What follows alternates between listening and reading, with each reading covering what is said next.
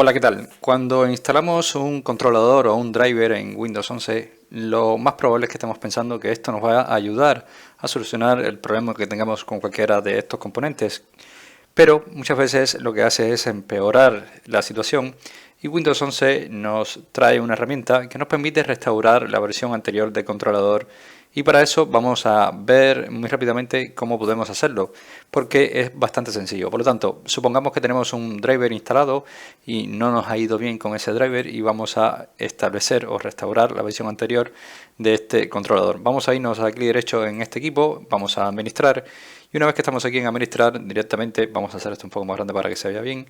Vamos a entrar en administrador de dispositivos. Supongamos que tenemos un controlador de, por ejemplo, un dispositivo Bluetooth que no nos ha ido bien y lo que queremos es restablecerlo a la versión anterior. Por lo tanto, vamos a elegir, por ejemplo, vamos a irnos a hacer un clic derecho, vamos a irnos a propiedades, y aquí en el apartado de propiedades verás que tienes una pestaña llamada controlador, ¿vale? Esta pestaña llamada controlador la tienes aquí, y si nosotros hacemos un clic verás que tienes diferentes opciones y una de ellas es revertir al controlador anterior.